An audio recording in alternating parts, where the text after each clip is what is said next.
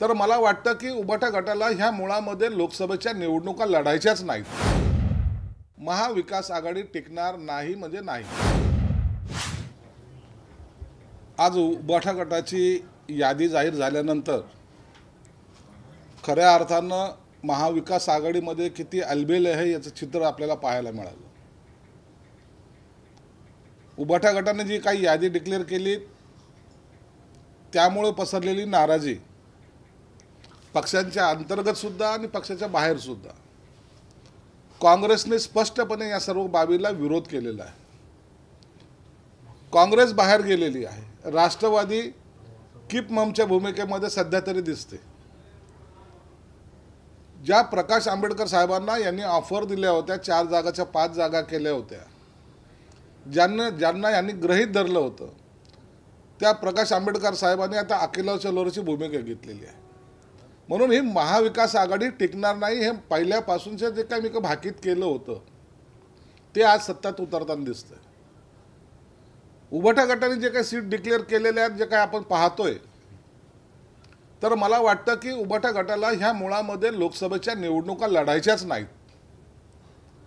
त्यांनी जागा कशा विकल्या जातील याकडे जास्त लक्ष दिल्याचं दिसून आलेलं आहे। ज्या हक्काच्या जागा होत्या त्या त्यांनी दुसऱ्याला देऊन, म्हणजे याच्यातही जसं कॉर्पोरेशन महानगरपालिकेमध्ये पर्सेंटेजचा जो काही चालायचा यांचा धडाका, त्याच पद्धतीने आता लोकसभेमध्ये यांची वाटचाल त्याच पद्धतीने चालू आहे। आणि जे काही सांगतायत ते की तरी आम्ही ह्या जागा दिलेल्या आहेत, 20-20 वर्षे जे जागा जिंकत होतो त्या जागा आम्ही सोडल्या तर आम्ही काही बोललो नाही। याचा अर्थच असा होतोय की हे पहिले मॅनेज झालेले सीटा होत्या। काँग्रेसने सुद्धा त्यांच्या काही जागेवर जर एखाद्या वेळेला उबाटाने जर जे सांगलीमध्ये त्यांचा उमेदवार जाहीर केला आहे त्याबद्दल तीव्र नाराजी व्यक्त केलेली। महाविकास आघाडी टिकणार नाही म्हणजे नाही। आता कोण कुणाला मदत करेल, कोण कुणाचा उमेदवार पाडेल हे जर पाहिलं तर महाविकास आघाडी आता कुठेही तग धरू शकणार नाही हे स्पष्टपणे झालेलं आहे।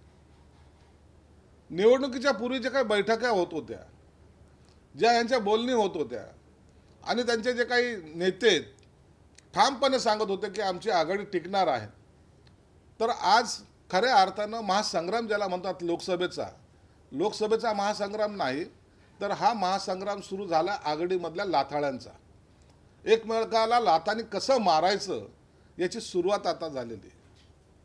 ज्यांनी हिंदुत्वाची भूमिका घेऊ आम्ही हिंदू आहोत असं म्हणायचा जो काय आव आणत होते उबाटा गटाचे नेते, आता गर्व से कहो हिंदू हा शब्द त्यांच्या डिक्शनरीमध्ये असणार नाही हे सुद्धा या माध्यमातून तुम्हाला सांगावंसं वाटतं। कोण कुणाला सपोर्ट करणार आहे? आता जी काही पडझड व्हायची ती लास्ट स्टेजला आता सुरुवात त्याची झालेली आहे। मला वाटतं 2 दिवसामध्ये अनेक नेते वेगवेगळ्या पक्षात तुम्हाला गेलेले दिसतील। निरुपमाने तर आता सांगितलं की माझी भूमिका आता या पक्षामध्ये जे खिचडी चोर आहेत त्यांचा मी प्रचार करणार नाही हे जेव्हा स्पष्टपणे सांगतायत, याचा अर्थ असा होतो की आता पक्षामध्ये काँग्रेस असेल की उबाटामध्ये असेल आता फूट पडायला सुरुवात झालेली आहे आणि याचा परिणाम आता उद्याच तुम्हाला पाहायला मिळेल। म्हणून महाविकास आघाडीचं आता बिघाडी झालेली हे आता सिद्ध झालेलं आहे। काँग्रेस स्वतंत्र लढेल असं वाटतंय, कारण बाळासाहेब थोरात जे विधिमंडळाचे पक्षनेते काँग्रेसचे त्यांची प्रतिक्रिया समोर आली। त्यांचं म्हणणं आहे की मुंबईतील काही जागांवर आमची चर्चा सुरू होती, सांगलीच्या जागेवर चर्चा सुरू होती, अशा वेळी या दोन्ही ठिकाणी ठाकरे गटाने उमेदवार देणं म्हणजे कुठेतरी तोडगा निघाला नसताना ही एकतर्फी झालेली घोषणा आहे। सुरू झालेलं आहे काँग्रेसमध्ये अंतर्गत भांडणं सुरू झाले त्याच्यामुळं।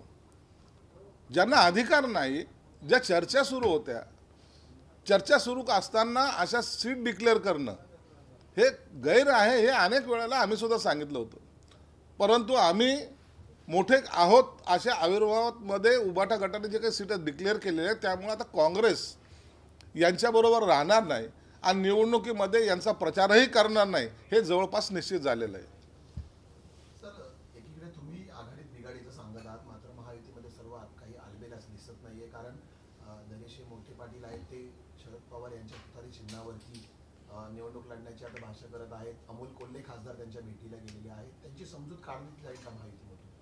महायुतीमध्ये एखाद्या जागेवर जर काही नाराजगी असेल तर त्या संदर्भामध्ये तातडीने त्याच्याबद्दलचा निर्णय हे त्या पक्षाचे नेते घेतात.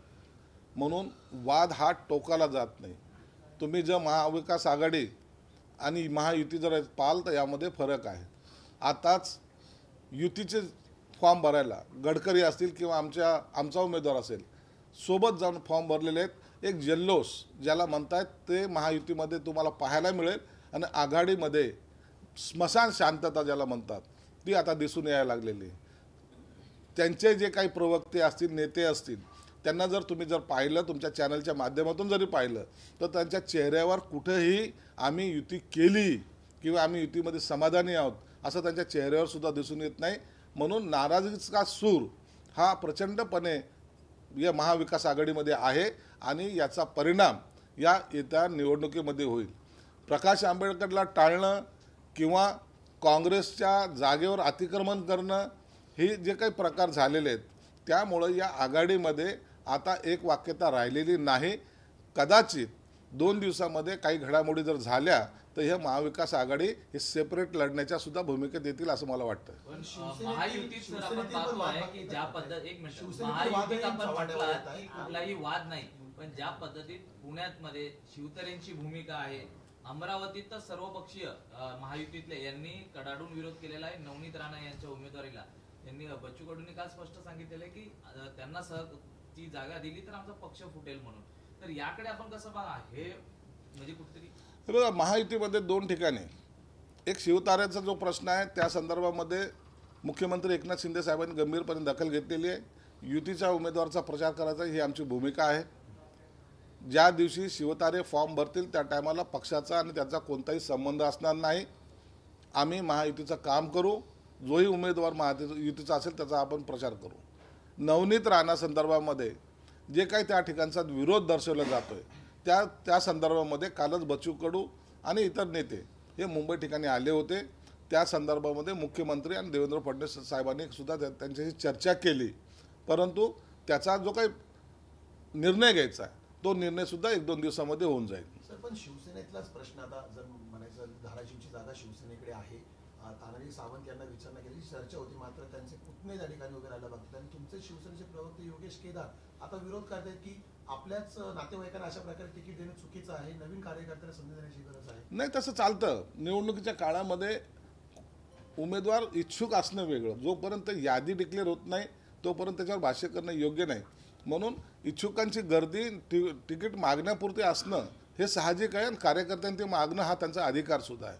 म्हणून हे झाल्यानंतर जेव्हा यादी डिक्लेअर होईल त्या टायमाला खऱ्या अर्थानं या सर्व लोकांना बोलून त्यांच्याशी चर्चा करून आमच्याकडे लोकशाही पद्धतीचा वापर केला जातो. आमच्याकडे हुकुमशाही नाही किंवा आमच्याकडे चल मैं देख लूँगा ही जी काही अरेरावीची भाषा आहे ती भाषा आमच्याकडे वापरली जात नाही. शिंदेसाहेब सर्वांना बोलून घेतात, त्यांचं मत जाणून घेतात, त्यानंतरच निर्णय घेतात.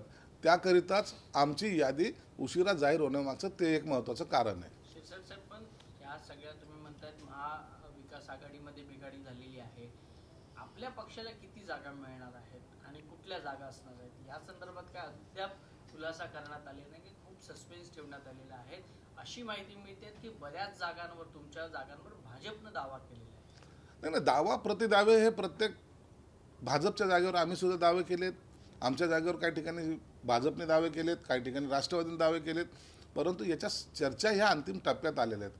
आज बहुतेक आज संध्याकाळपर्यंत ह्या सर्व चर्चा संपलेल्या असतील आणि उद्या यादी जाहीर होईल असं एकंदरीत चित्र आहे. सर्वच्या सर्व जागा उद्या जाहीर होतील का? सर्व नाही.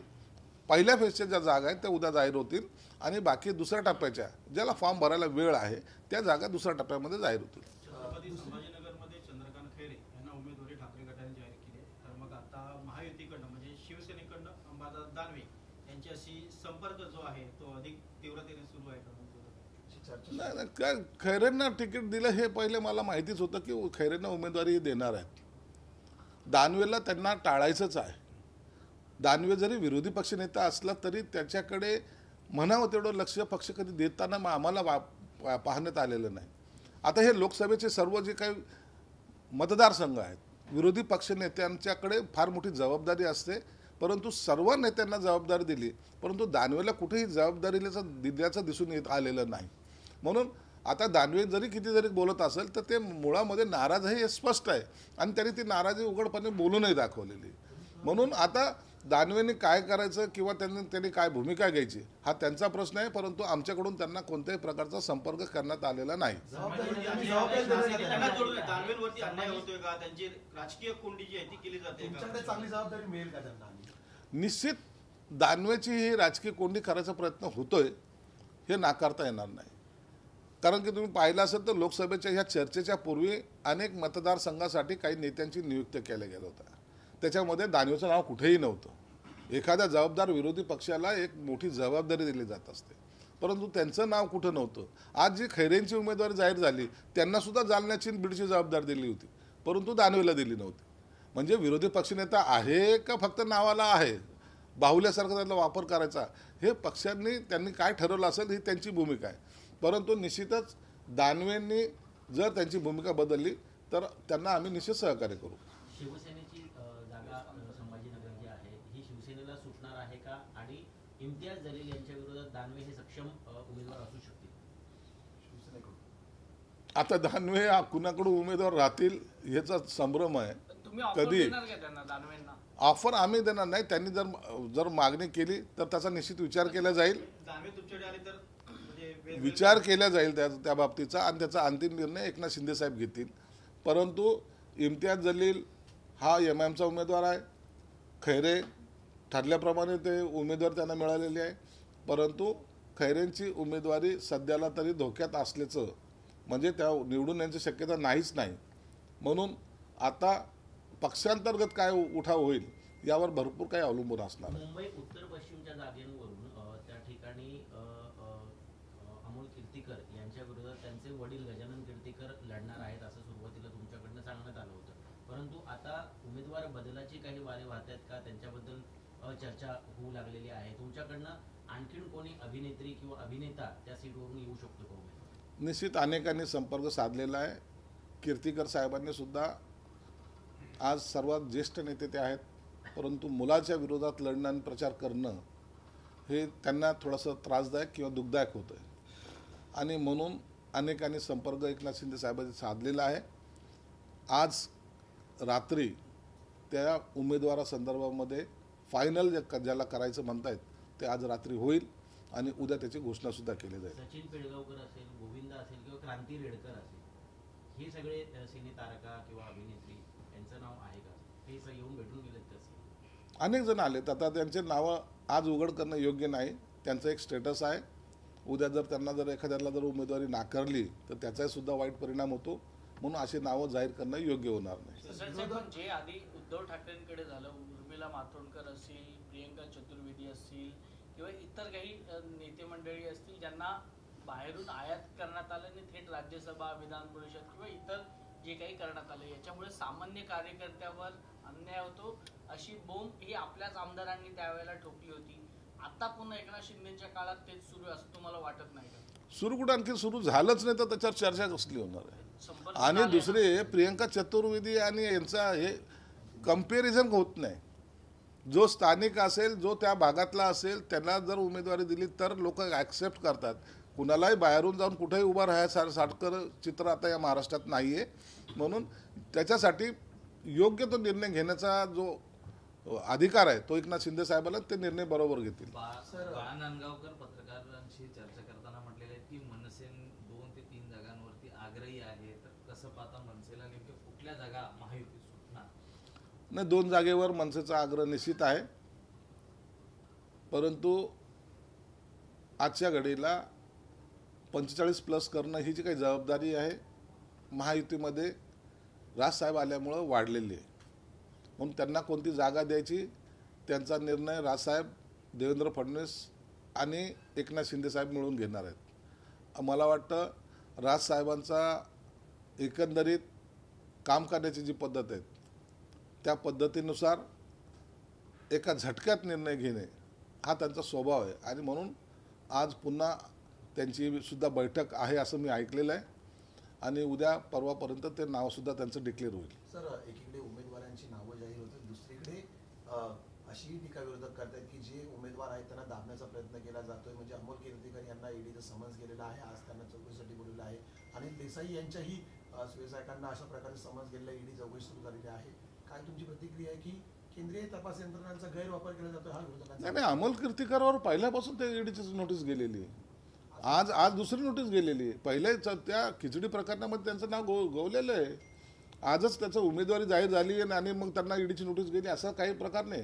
हा योगायोग आहे, परंतु त्याच्यामध्ये त्यांनी केलेला भ्रष्टाचार हा समोर आलेलाच आहे. ईडीची नोटीस त्यांना गेलेली आहे, अनिल देसाईंना सुद्धा गेलेली आहे. 50 कोटीचा त्यांना वापर कसा केला, कुठं केला, कसा शिंदे साहेबांनी जे शिवसेनेच्या अकाउंटमधून 50 कोटीचा जो चेक दिला आहे त्याचा यूज यांनी का केला, कसा केला, या संदर्भामध्ये सुद्धा ईडीची चौकशी चालू आहे. म्हणून या चौकशा ह्या थांबणार नाहीत. इलेक्शन प्रोसेस काही जरी असली तर या चौकशीला समोर त्यांना जावंच लागेल.